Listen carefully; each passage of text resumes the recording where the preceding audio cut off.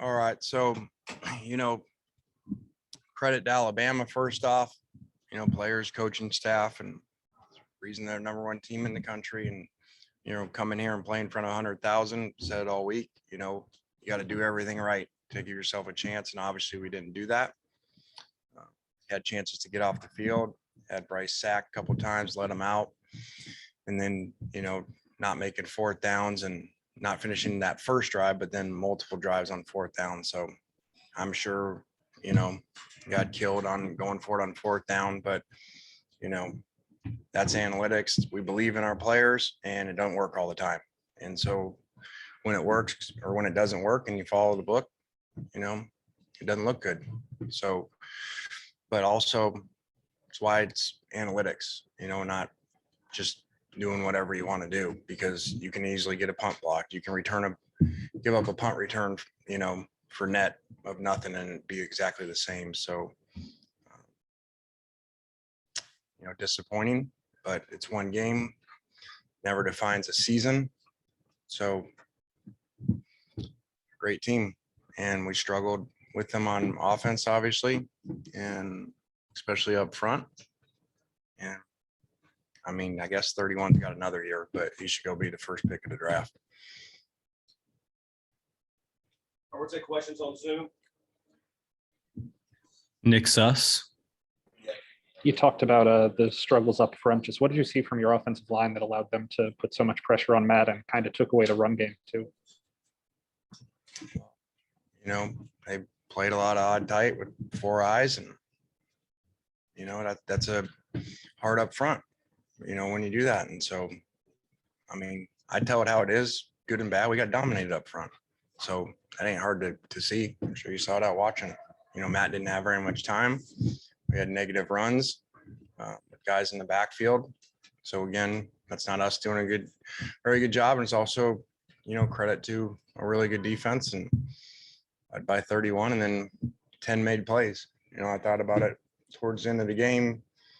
Coach Saban said a year ago, he felt like afterwards, it was like every call was like the right call that we had and everything went our way. And I felt like that today for them, defensively, like, we go speed option on fourth down and, number 10 makes a great play and catches Ely. Ely tries to cut back for some reason. So credit them for showing up, making a lot of plays. Joey Blackwell. Hey, Coach. Brian Robinson Jr. was able to rush for over 170 yards, and Alabama running backs in general over 200 yards. What made them so effective against you guys, particularly defensive line today? Well, Brian's a good player. I remember him playing right here in high school in Tuscaloosa when I was there. And, they ran him a lot to their left side. I mean, I guess left tackle might be the first pick of the draft since 31 can't come out because he's huge.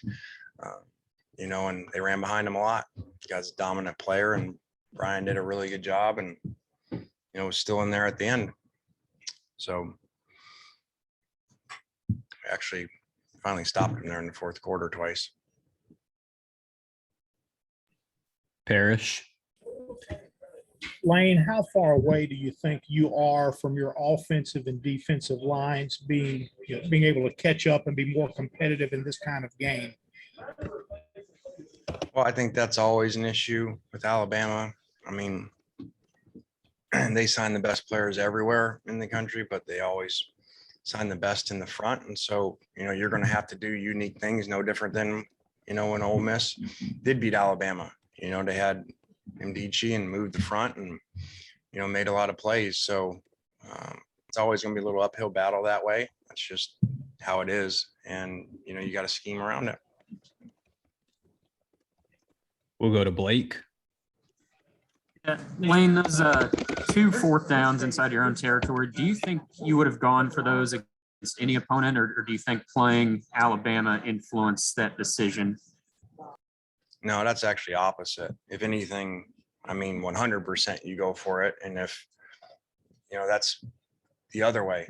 A lot of people don't do it because it's like scared money, when blackjack table, you got $5, it's easy, put a couple of thousand out there. Now you get scared. And so I said we weren't going to do that. We were going to follow the analytics, follow the book, and not get scared because we're in Alabama and, not have confidence in our players and punt. Because again, you can punt and then go score. They scored every possession but one in the first half. So, I know it looks bad when it doesn't work, but again, you can punt it away. It just takes longer for them to score. Back to Nick. Lane, are there adjustments that can be made to be able to stop the run and still keep 5 or 6 in the box like you guys have this season? Yeah, I mean, it's going to probably sound crazy, but you were there a year ago. They moved the ball a lot better a year ago, a lot faster than this year. It just took them longer this year. So we actually, made them work, to get the rushing yards, even though it ended up being a lot. But, Brian's 4.8 a carry, that could have easily been a lot higher. So I don't think, it's a game where you say all of a sudden, okay, hey, we need to change what we're doing on defense. That's not really the storyline of the game. The storyline of the game is that they did a great job on defense with great players and made great adjustment with the coaches. And, we didn't. John. Right here, but Lane, you kind of mentioned it a little bit earlier, but what were your takeaways of Matt's performance today overall? I think it's going to sound strange. I think Matt played all right. It's not like he threw no interceptions. Whatever he was, completion 22 of 30. We didn't do a whole lot around him. And we didn't protect him. That's hard when you don't have a long time to throw, and actually, moved around, got out of trouble and made some plays, or it would have been worse. So I thought, Matt still played well. Quick follow-up to that. I mean, you've been coaching for a long time after kind of a loss like this, and you guys are rolling. What's kind of the key to kind of boost morale in the locker room with players afterwards after a game like this? Make sure we understand it's one game, and there was a lot of hype and build up for the game, and one game does not define your season. It doesn't define you, it molds you. So you can go one way or the other. And I think in a way, as much as it hurts during it, it's kind of sometimes better when a game's like this versus last year where you're sitting saying, oh, one play, and then you got a hangover, and go play like we did against Arkansas. So hopefully this refocuses and shows us, how we got to do everything right. We'll go to Michael. Yeah, you guys had 78 rushing yards. Is that more of a factor of the way the game, the pace of the game, the way the score was, or was that what Alabama was doing defensively? Well, that's a combination, but, especially as you saw the game in the first half, not a lot of holes to run. So had to try to be creative and come up with different things to get some more space and stuff. But, if you don't get the first downs going and get them tired, I've always said, you've seen the Alabama defense for a long time. They can be a great defense and shut anybody down if you don't get them tired. And we didn't do that today. I thought we were starting that way with the first drive, and then, we sputtered after that. Back to Nick. Do you have an update or a diagnosis on Mingo? I don't. That was a late in the week thing.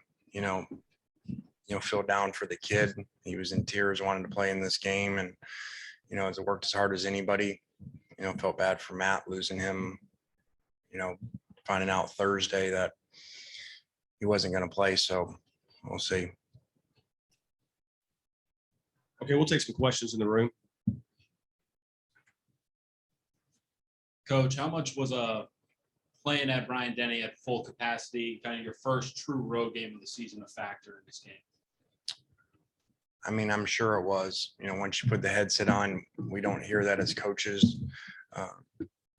But, that's why they call home field advantage and 100,000 people, So I'm sure it affected the players somewhat. I didn't feel like we had, a lot of crowd noise issues where you saw a lot of false starts going on. And so, but I'm sure it was an impact. All right, we'll take one more. Lane, obviously Jonathan not being in there is huge for you guys. The second leading receiver on your team in multiple categories. Did not having him, how much did that kind of impact your game plan and impact, the outcome? Well, when you lose a significant player late in the week, it's difficult because your game plan's already in, when we found out he wasn't going to play. So is what it is. I kind of felt bad for Matt when it happened that, he wasn't coming in with full strength weapons to go into this matchup. And so, but, we got to get better, and whoever plays, plays. All right, thanks, Coach. 12 players in next. All right, guys. Thanks.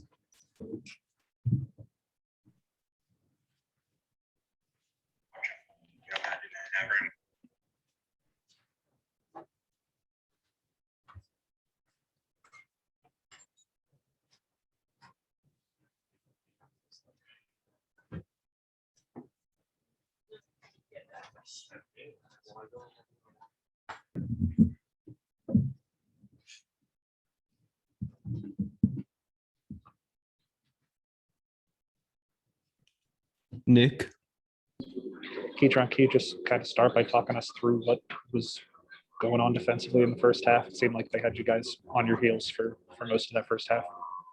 Yeah, I mean, wasn't lining up correctly, wasn't busting, looking to the sideline to get the call.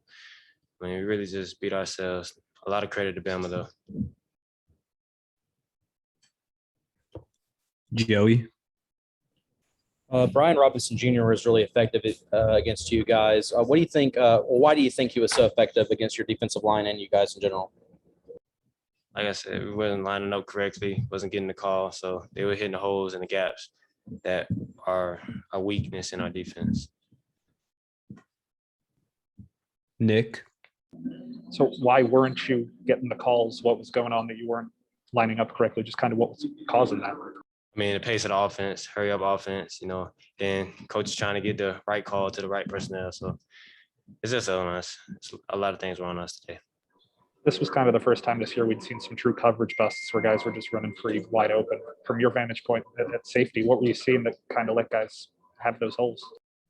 Like I said, it just wasn't lining up right to the calls, getting adjustments in, making communication was a lot.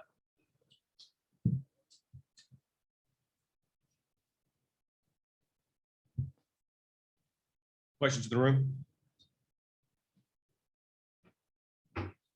Where do you guys kind of go from here? And do you say anything specifically from a leadership standpoint, or what's kind of the key to getting morale up for next week and kind of wash this one away?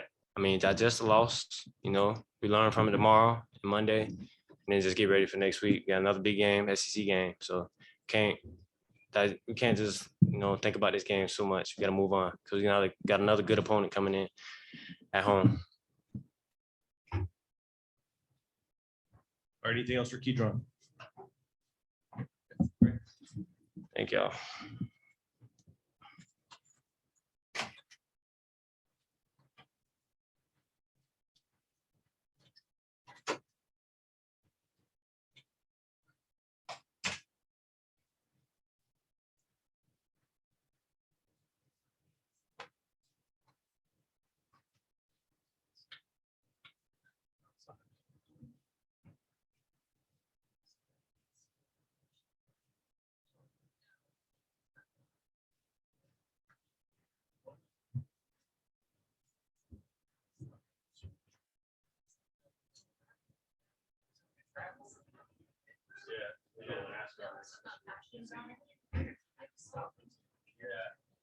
Well, this year, so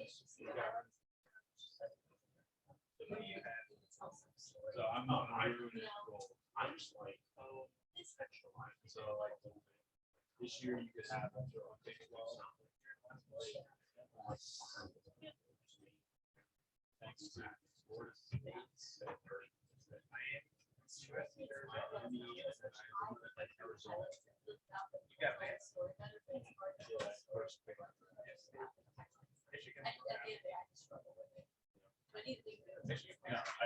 I have.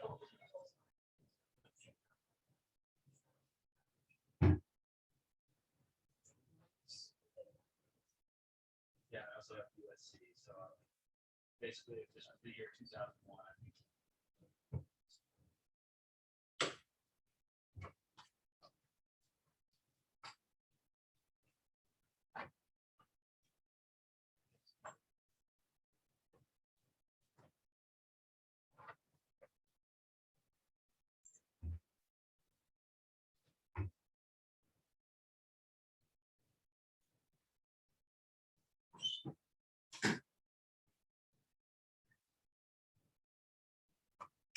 Okay, we'll start off on questions on Zoom. Michael, start us off. Matt, I know explosive plays had been something you guys had really kind of thrived on coming into this game. I think you guys only had one play of 20 yards or more today. Was that something that they were doing to take that away, or was it just you guys not executing the offense the way you wanted to?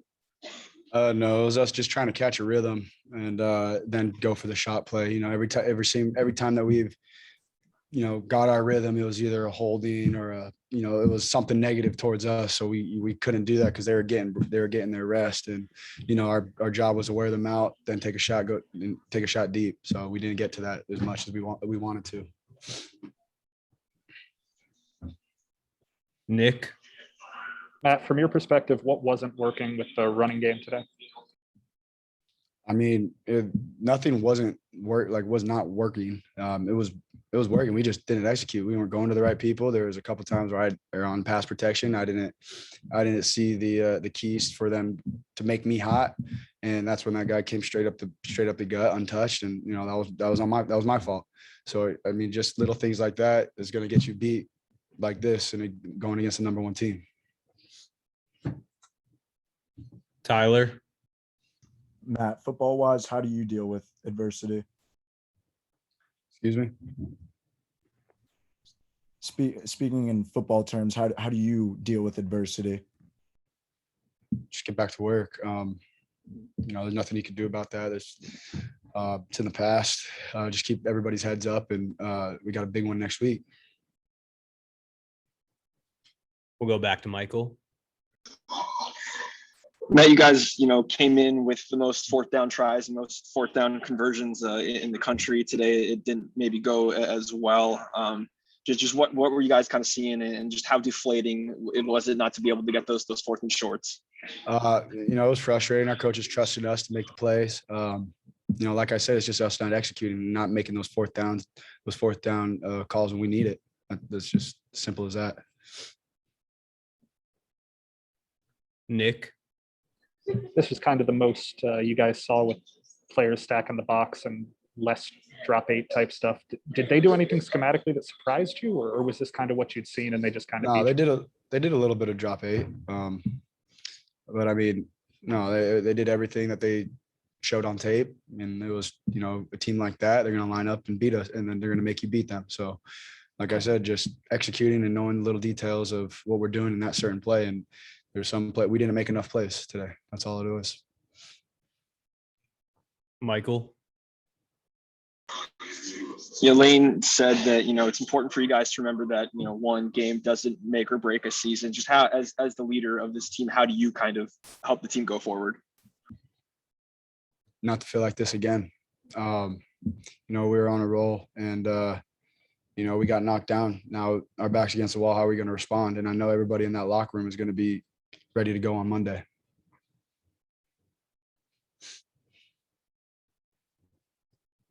We can take any questions in the room.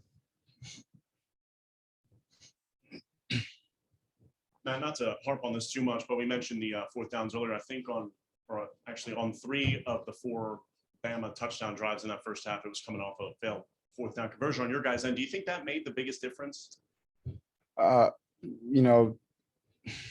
I don't know. I mean, we need to make those. We need to make those conversions. That's it. That's what it comes down to. Our coaches are trusting us to make those conversions, regardless of if it's the play or if it's the execution. We need to be on the same page and execute it and get it done. That's all it is. I mean, there's nothing that, like I said, there's nothing that they were doing that was different or whatever. It was just us getting it done. All right. Anything else on Zoom? All right. Thank you, Matt. Thank you, guys. Thanks, guys. That'll be it for today.